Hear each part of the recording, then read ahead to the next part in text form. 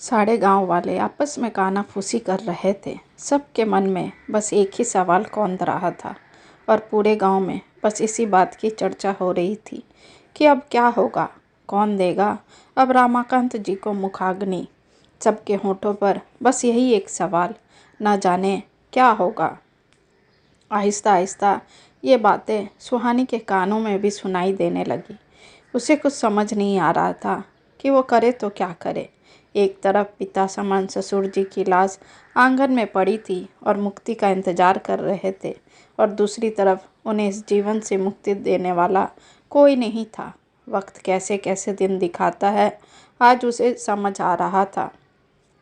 सुहानी अपने ससुर की एकमात्र वारिस थी। रमाकांत जी गांव के मुखिया थे, काफ़ी सुलझे हुए इंसान थे, हमेशा सबकी मदद करने को प्रयत्नशील व्यक्तित्व के धनी व्यक्ति थे। छोटे से गांव मोहनपुर में रहते थे। गांव छोटा था पर साजो सामान बिल्कुल आधुनिकता से भरी हुई थी। पूरी तरह से आत्मनिर्भर गांव था, और ये संभव हो पाया था तो सिर्फ एक आदमी की वजह से, रमाकांत जी यानी सुहानी के पूजनीय ससुर जी।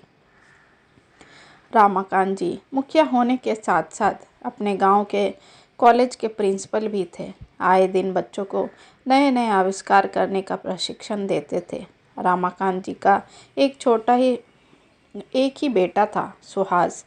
शहर से इंजीनियरिंग की पढ़ाई पूरी करके अपने पिताजी के साथ बच्चों को प्रशिक्षण देता था। सुहास और सुहानी एक ही कॉलेज में पढ़ते थे और साथ पढ़ते पढ़ते दोनों को प्यार हो गया। दोनों ने सबकी मर्जी से शादी कर ली। सब कुछ अच्छे से चल रहा था कि एक दिन अचानक सुहास को दिल का दौरा पड़ता है और वो स्वर्ग सिधार जाता है। सुहास की माँ तो बचपन में ही गुजर चुकी थी। अब सुहास भी अपनी माँ की तरह सबको छोड़कर चला गया था। कितने बरस बाद सब कुछ सामान्य हो रहा था कि अचानक एक दिन रमाकांत जी भी दुनिया को अलविदा कह दिए। बेटी तो थी नहीं रमाकांत जी की, एक ही बेटा था जो 5 साल पहले ही चल बसा था। अब पूरे परिवार में अकेले सुहानी ही बची थी, पर वो ठहरी बहू, फिर कौन करेगा उनका अंतिम संस्कार। ये समस्या गांव वालों के लिए एक सवाल बनकर नाच रहा था। परिवार में भी रमाकांत जी अपने माता पिता के इकलौते संतान थे, इसलिए दूर दूर तक उन्हें मुखाग्नि देने वाला कोई नहीं था। ऐसी विकट स्थिति देखकर सबकी आंखें दुख से भरी हुई थी और लोग आपस में कैसी कैसी बातें करने लगे थे। अरे, गांव के लिए जिन्होंने इतना किया, आज उन्हीं को कंधा देने वाला कोई नहीं है। बेचारा ऐसा किस्मत लेकर आए थे कि उन्हें कोई अंतिम समय में मुखाग्नि देने वाला भी नहीं है। परिवार होकर भी बिल्कुल लावारिस है।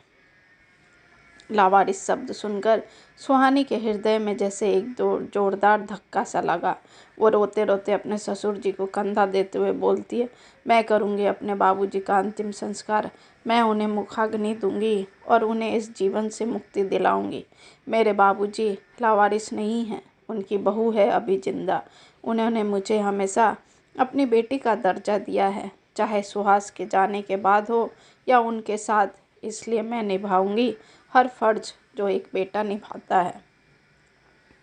सुहानी की बात सुनकर गांव वाले बिल्कुल शांत हो गए, क्योंकि आज जो कुछ भी वे लोग हैं सिर्फ और सिर्फ रमाकांत जी और उनकी बहू सुहानी की वजह से ही थे। इसलिए सभी ने सुहानी के इस फैसले को आदरपूर्वक स्वीकार किया और सुहानी के हाथों से ही रमाकांत जी को मुखाग्नि दी गई।